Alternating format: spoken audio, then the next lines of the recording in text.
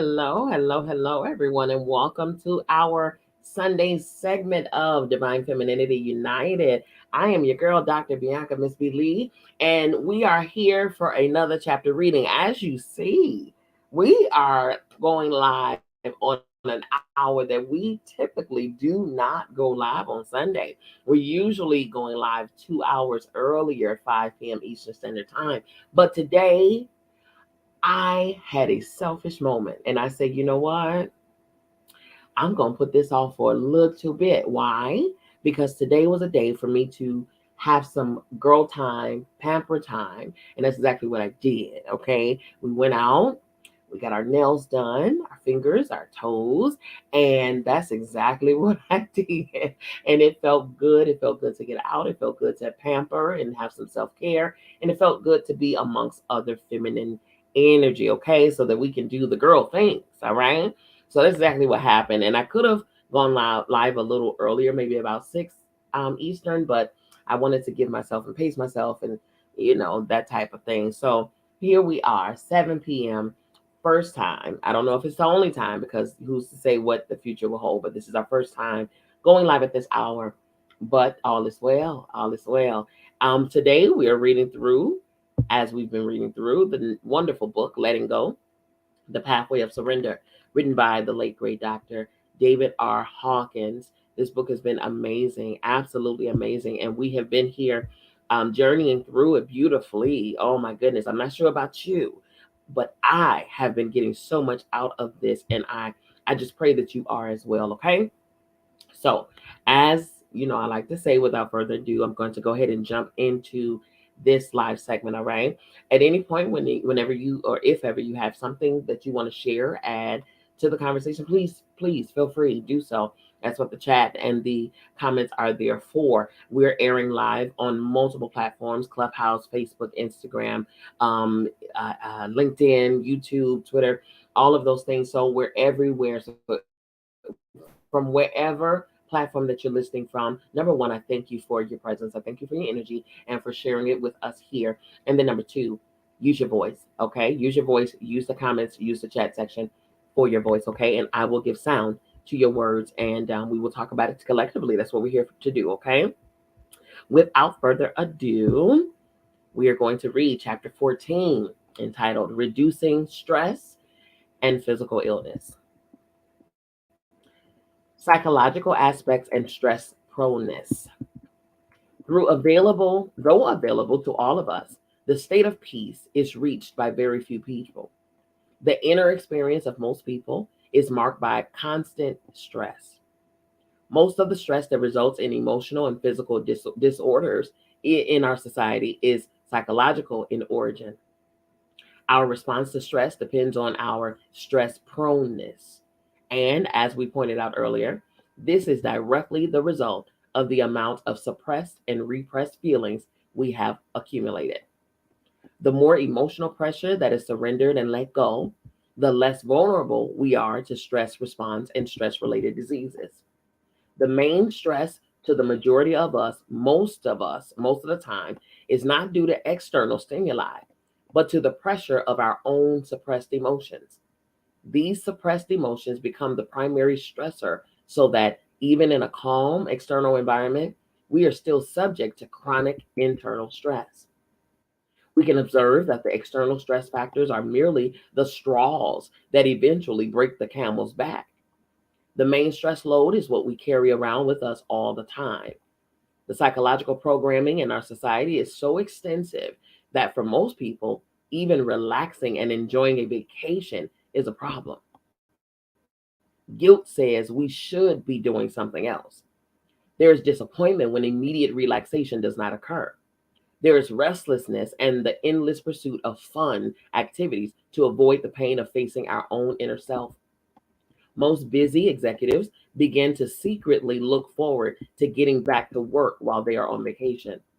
They may outwardly grumble about their heavy workload, but when they return to the accustomed routine, they feel normal again.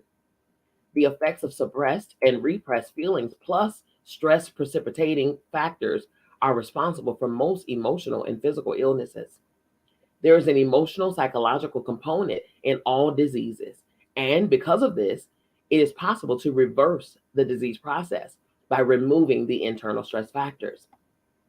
This accounts for the many recoveries reported daily from serious and potentially fatal illnesses by the use of emotional spiritual techniques. Many cures take place after all medical methods have failed. One reason is that at this stage of there's nothing else we can do, the patients give up and they seek and accept the true basic nature and cause of their illness. Acknowledging and letting go of suppressed feelings progressively reduces a person's personal stress proneness, thereby lowering the vulnerability to stress related problems and illnesses. Most people who learn and practice the letting go technique notice a progressive improvement in physical health and vitality. Next section, medical aspects of stress. Stress is our response to a perceived threat, real or imaginary, to our security or bodily equilibrium. The stimulus may be internal or external. It may be physical, mental, or emotional. Basic research into the body's physical response to stress was done by Dr. Hans Selye and Dr. Walter Cannon. Selye described what he called the general adaptation syndrome. In response to stressful stimulus, the body first goes through an alarm reaction, then, secondly, a stage of resistance. And if the stimulus continues, it may result in the third stage of exhaustion syndrome.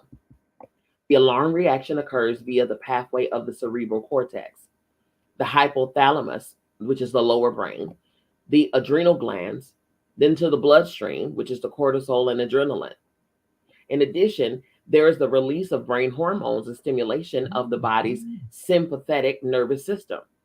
The adrenaline then goes to all of the body's organs and prepares them for fight or flight. Many people, especially in big cities, learn to live off the adrenaline high of constant challenges. The threat to survival of the intense competition keeps the adrenaline flowing. Typically, they get depressed on weekends or vacations. They are addicted to the excitement and abnormal stimulation. They get used to the semi-euphoric induced by the high levels of cortisol. The second stage, that of resistance, is the body's attempt to restore homeostatic balance. It involves hormonal changes that shift in metabolism and mineral balance. Commonly, there is a sodium accompanied by water retention in the tissues. Some executives, for instance, develop swollen ankles as the week goes on. And then on Friday evening, they have frequency of urination. They complain of a letdown due to the sudden decrease in the level of the cortisol hormone. In addition to somewhat euphoric effect, cortisol also has an anesthetic effect. Therefore, during the letdown period of low cortisol production, weekenders may notice physical symptoms that were ignored during the excitement of the work week, and they may complain of many aches and pains over the weekend that weren't experienced while at work. The third stage is exhaustion. If stress continues unabated beyond the capacity of the body's coping mechanism, eventually they begin to fail. The state of adrenal exhaustion sets in. The body's defenses have become too weak to counter the effects of stress. There is suppression of the immune system. The body's organs begin to show pathologic changes due to the long exposure to stress hormones. The body's energy stores have become depleted, leading eventually to disease and finally death of the organism.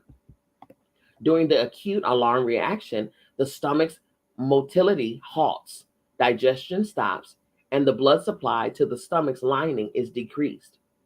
As stress continues due to imbalance of the nervous system and hormonal changes, hyperacidity and overproduction of digestive enzymes occur.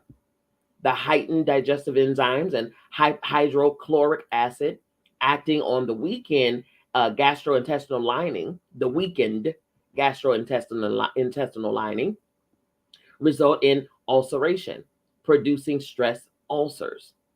With continued stress, the ulcers may hemorrhage or perforate and precipitate a medical catastrophe. In other cases, the reaction to chronic abnormal stress may be failure to produce hydrochloric acid and or its enzymes, resulting in chronic indigestion and poor nutrition. Besides the gastrointestinal tract, the cardiovascular system also reacts to stress by an alarming reaction. As the stress becomes chronic, the heart, blood, vessels, and kidneys may go through damage resulting in hypertension and or coronary disease. The stress is eventually responsible for strokes, heart attacks, and hypertension, all of which are major causes of death in the United States.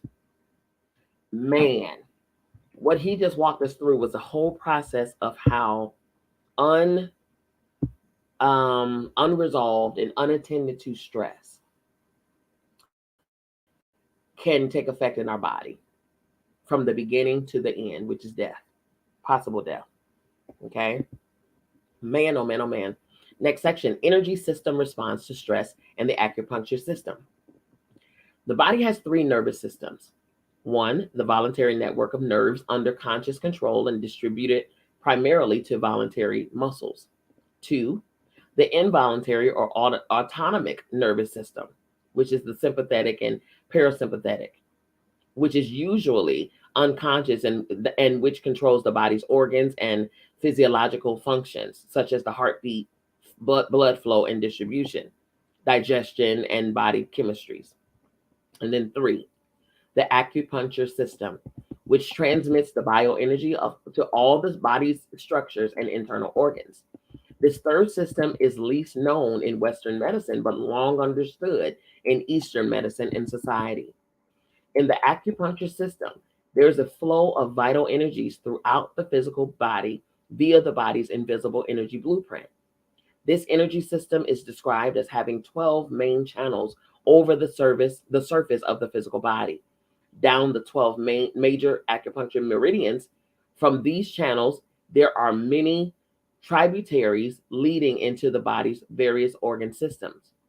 Abnormal distribution of energy into these meridians results in dysfunction of the affected organs and eventually the evolvement of the disease process. This vital bioenergy is the very flow of life itself. It is very quickly reactive to stress.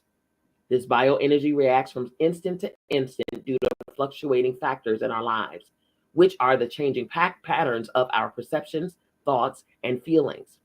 The conventional measurement of the body's medical reaction is relatively slow. A fleeting thought, which may be accompanied by an emotional pang, does not bring about a measurable change in the body's blood pressure or pulse in response.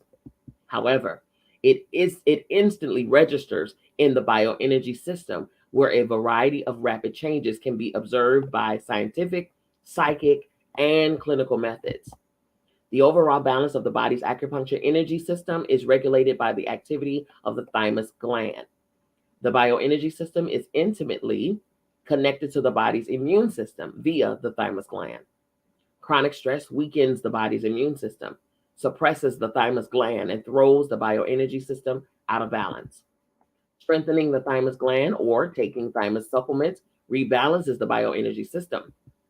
An external explanation of this is found in the books Behavioral Kinesiology and Life Energy by John Diamond, MD. Wow. Next section, interventions to alleviate stress. Here we go. Interventions to alleviate stress. Of course, he had to get down to the foundation of what it does to your physical body. He had to touch on that, what it does to your physical body. Okay. And then where it begins and then where it can ultimately end, but what it does in the, in the process, in the stress inducing process for when it comes down to your nervous systems, your adrenal, your thymus glands, your all of the body's functions. Okay. The next section, interventions to alleviate stress. Research at UCLA by Libeskind and Shavit during the 1980s further clarified the relationship among stress, suppression of the immune system, and the development of cancer by showing the intermittent stress on the release of the brain opiates, known as endorphins. Stress in the form of intermittent shocks, release of the brain's endorphins, so-called anti-cancer killer cells, which attack and kill young growing tumor cells. But when the immune activity is suppressed and there is a reduced presence of endorphins, the activity of the anti-cancer killer cells diminish. The report in Science, which is okay, so it's a book called Science, and he wrote the pages here where you can find it in that particular book, states our findings support the view that the central nervous system, by modulating immune functions, exercises some measure of control over the inception and development of disease. The report goes on to say that a feeling of helplessness has been related to reduced anti-cancer killer cells activities and increased tumor growth. Depression in animals as well as humans lowers the immune response. And this helplessness has to do with how much control the person and the animal feel they have over stressful events. Those findings help explain why depression and a sense of helplessness are associated with cancer. Further research confirms that the stress response was found to be a principal recondition to physical illness in animals and humans. The overall effect of stress on the immune system results in the blocking of the body's immune system because of the production of anti-antibodies. If these autoantibodies are themselves blocked, the immune function resumes once again. Therefore, the blocking of the immune system is reversible. For example, research done at the Pasteur Institute in Paris has resulted in the so-called Bogomolets serum, which, when injected intradermally, results in reactivation of the immune system. This treatment is called the IBR, the immunobiologic rejuvenation treatment. A small amount of serum is injected within the skin on 3 successful days and results in rapid reactivation of the immune system. Wow. And that's over in Paris. Reactivation of pro health body responses is also seen in non medical interventions, as in the correlation of meditation practice with a reduction in stress and depression. Research done on college students, for example, found that meditation led to a decrease in their inflammatory stress reaction, which was linked to the alleviation of their depression. The study found that students who participated faithfully in a 6-week meditation training experience improved immune system functioning. The students in a control group, who received only educational information about stress without the inner technique, showed little to no physiological or psychological improvement. Wow, wow, wow, wow. Unpublished research studies during the 1980s, for which I served as clinical advisor, showed a greater effectiveness of inner techniques in contrast to purely medical methods of stress reduction. The medical methods, such as progressive relaxation, have a positive effect. However, the ameliorative effect on heart rate and blood pressure is greater and more sustainable if inner mechanisms are consciously applied. I get that. I get that. It's okay. So let's go with the term as above, so below, as within, so without. So it takes something to take place within you, right? Your inner self, in order for the outward physical treatments and all of those things to actually take full effect. You have to internally align with that in order for it to be effective for you. So I get that. These scientific results will not be surprising to people who have learned to use inner technologies, such as the letting go technique, which is a process of internal surrender that can be applied to any and all situations. They report that they are better able to handle stress because they are calmer in difficult situations after learning how to let go of negative feelings as the feelings arise. Exactly. Exactly. So whatever you do inwardly, if you learn how to release, let go, forgive, love and all of those things internally. And then if you're doing the exercising and the changing of whatever you're doing outwardly to cause stress as well, once those two paired, then you will reach the optimum results in your stress reduction as well as your immune system and nervous system being reactivated and recalibrated. That's what it's saying. As above, so below, as within, so without. Okay. Next section, kinesiologic testing. Kinesiology or muscle testing is a rewarding subject for studying the direct relationship between the mind and the body. The basic testing procedure is now relatively widely known and is both highly informative and simple to learn. Diagnosticians use kinesiologic methods to test the balance of the acupuncture system, the acupuncture meridians, and the overall functioning of the body's bioenergy system. Kinesiology deals primarily with muscle testing, as sudden drops in bioenergy are indicated by rapid weakening of the body's musculature. This response can be elicited by any negative energy that comes within the aura or the vicinity of the bioenergy system. The stimulus may be physical, such as artificial sweeteners, fluorescent lights, synthetic foods and fabrics, and certain rhythms produced by heavy metal or rap music groups. The most notable stimulus for our understanding is, however, the immediate weakening effect of a negative thought or feeling. Come on. Ooh. He's saying that okay, let me say this statement here. Read the last sentence here. A negative thought or feeling instantly weakens the body and creates an imbalance of the body's energy flow. Listen here. A negative thought or feeling instantly weakens the body and creates an imbalance of the body's energy flow. My goodness, our bodies were not meant to handle and harbor and hold and suppress and internalize all of the negativity and all of the stress and all of the things. It wasn't built to handle that. It wasn't built to deal with any of that. None of that is it. Oof. So to ask or force our bodies to have to undergo those conditions and that environment that you are setting for your body, whew, it will cause your organs to overwork. They are overwhelmed, overwork, and resulting in exhaustion and body breaking down and all of those things. My goodness. A negative thought or feeling instantly, not over time, instantly weakens the body and creates an imbalance of the body's energy flow. Because this kind of muscle testing so beautifully and dramatically illustrates the connection between mind and body, it is worth the effort to know of the procedure and to experience it personally. Therefore, we will go into some detail about the testing procedure itself, which is extremely simple and requires only two persons. It is important to note that both the tester and the one being tested must be over the consciousness level of courage, which calibrates at 200, in order to obtain accurate responses from the testing procedures. That is, those who are dedicated to truth are shown the truth. Okay? Kinesiologic testing technique. The test subject stands with one arm stretched out to the side and raised to shoulder height. Okay? The second person serves as a tester using two fingers. The tester presses down quickly for a few seconds on the back of the testee's wrist to get a feel for muscle strength. At the same time that the tester presses down, he asks the test subject to resist with all his strength. It is important in doing this that the tester does not smile at the subject, and there should be no talking or music at that moment.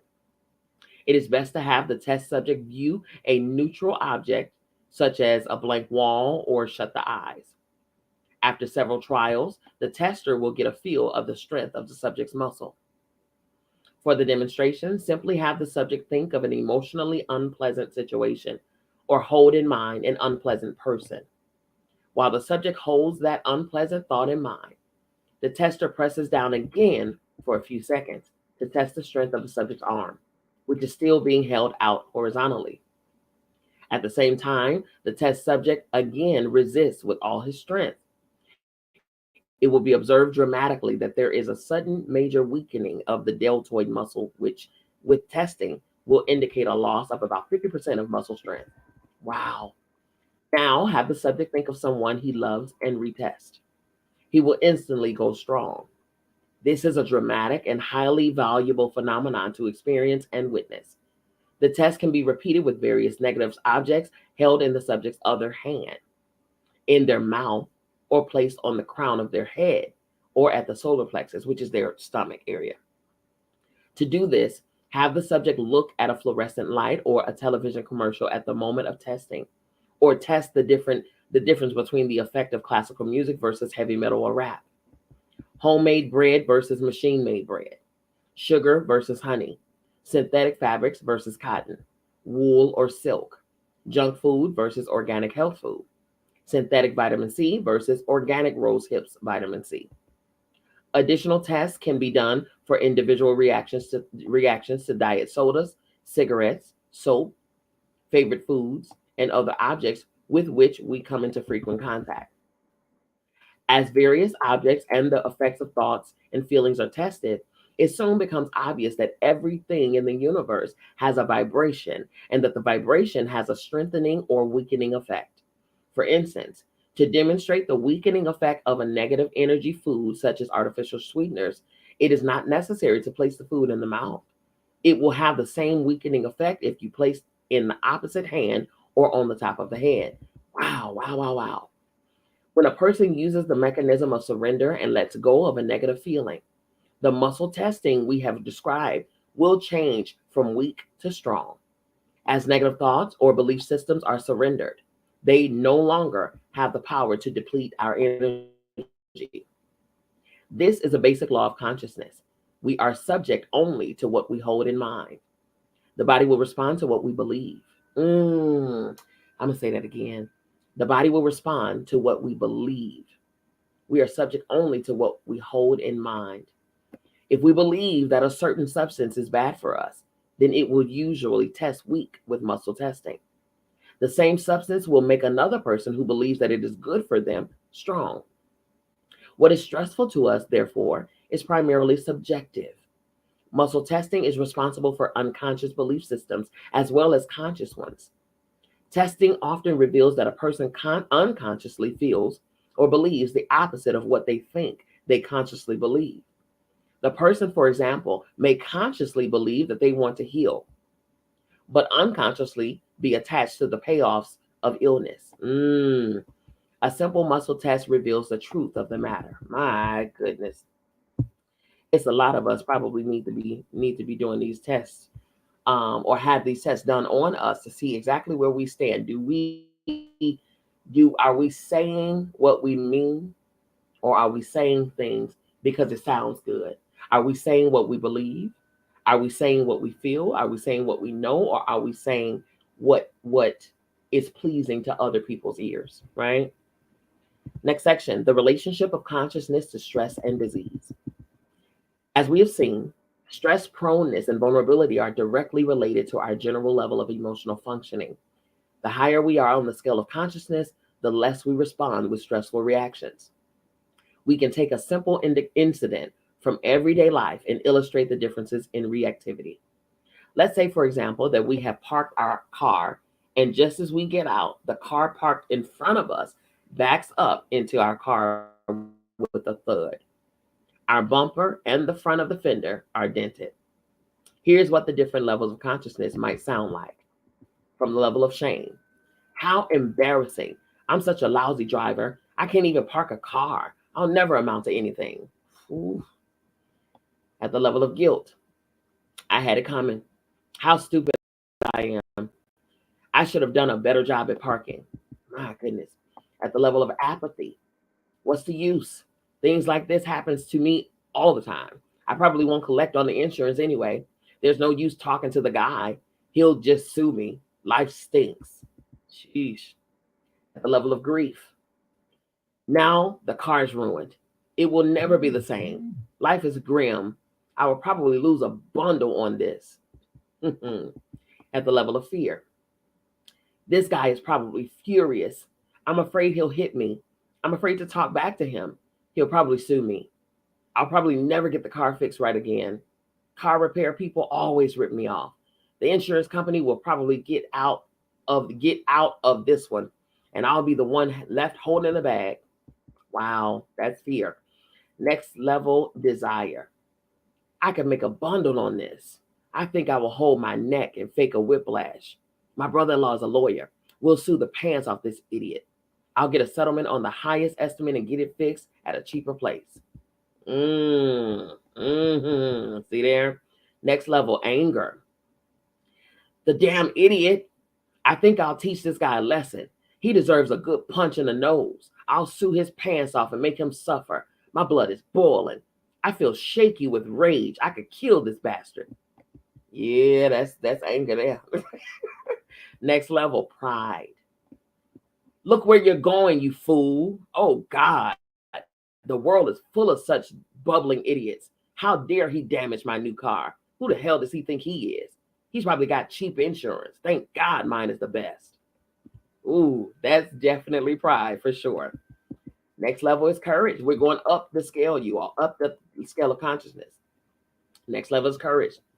Oh, well, we both got insurance. I'll take down the data and handle it. I'll handle it, okay? A nuance, but I'll handle it. I'll talk to the driver and get it settled out of court. That's courage. Next level, neutrality. These things happen in life. You can't drive 20,000 miles a year without an occasional fender bender. Okay, all right. Next level is willingness. How can I help the guy calm down? He doesn't need to feel upset about it. We'll just exchange the necessary insurance information and be okay with each other. That's good. That's willingness. Next section, next level, acceptance. It could have been worse. At least nobody's hurt. It's only money anyway. The insurance company will take care of it. I suppose the guy's upset. That's only natural. Such things just can't be helped. Thank God I'm not running this universe. It's only a minor nuance. That's acceptance. Next section, next level, reason. Reason. Let's be practical here. I'd like to take care of it as quickly as possible so I can get on with my day's activities. What's the most efficient way to resolve our problem? That's good. That's also understanding and stuff too. Next level, love. Love. Let's see. I hope the guy isn't upset. I'll calm him down. And then says to the other driver, relax. It's all okay. We both got insurance. I know how it is. It happened to me just the same way. It was a minor dent and we got it fixed in a day. Don't worry. We won't report it if we don't want to. We can probably deduct it and avoid a raise in the insurance premium. There's nothing to be upset about. And then he reassures the upset driver, put an arm on the shoulders in a fellow human camaraderie. Okay, that's love. Then we reach the level of peace. Well, isn't that fortuitous? I was going to have the rattle in the bumper fixed anyway, and the fender already had a little dent. So now I'll get it fixed for nothing. Say, aren't you George's brother-in-law? You're just the guy I wanted to see. I have some great business that I think you can handle for me. We'll both benefit. You look like the right person to research it for us. How about a cup of coffee and we can talk it over? By the way, here's my insurance card. Say, that's the same company as yours. What a coincidence. Everything is working out for the best. No problem. And then walks off humming with a new friend, the incident already forgotten. That's peace. Now he goes on to say, the above illustrates all that we have been saying. It is we ourselves who create stressful reactions as a consequence of what we are holding within us.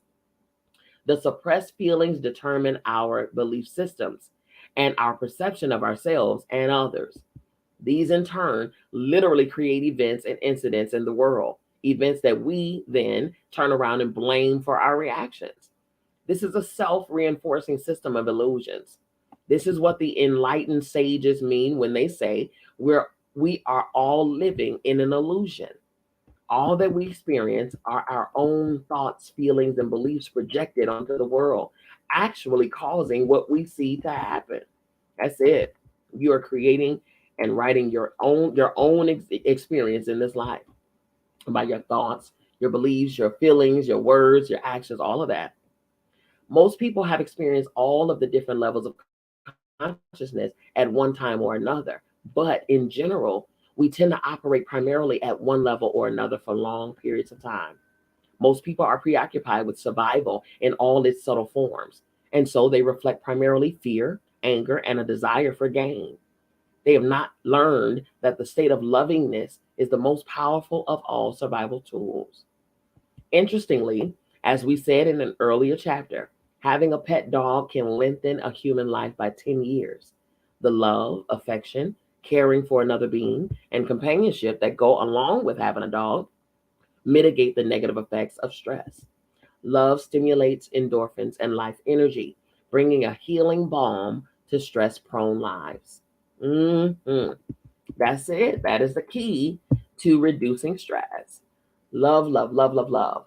I stated this last week or even the week before that. We are here in this life and in this experience to perfect our loving. No matter what's going on, perfect your loving. Okay, no matter what it is. All right. That was the end of that. That was good. That was very informative. That was more of a. All of it is informative, yes, but that was more of a from a medical standpoint.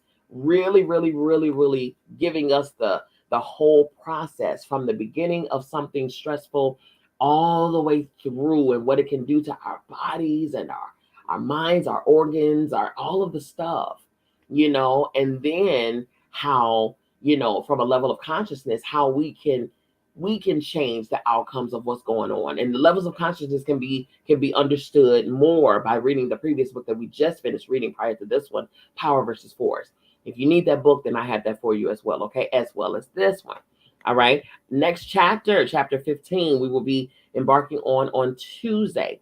Chapter 15 is entitled Relationship Between Mind and Body.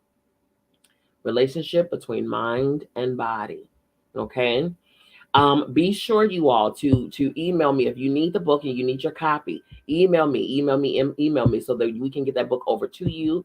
All right, you can email me at info@biancamzbeelee.com. That is info@biancamzbeelee.com. Okay, feel free to visit the website. You can go there. On Clubhouse, it's right above my head. You can tap it there. Anybody who's listening on the replay, tap the link above my head. That way you can go straight to my website. But for those that are listening, watching on other platforms, it's in my captions. It's also on the screen for you to see. Okay. Alrighty. Follow me on social media. You are Instagram, Facebook, YouTube, Twitter, LinkedIn, all of the places. Dr. Bianca Mz Bee Lee. Okay. Alrighty, you all. That concludes today's segment. Again, we started at a later time, but that's okay. I had to get my girl on. I had to get my self-care and all of my things that I so deserve. I had to get that on, okay? And I do not regret it at all. All righty. You all listen, have a wonderful, wonderful, wonderful, amazing rest of your Sunday. Have a phenomenal week.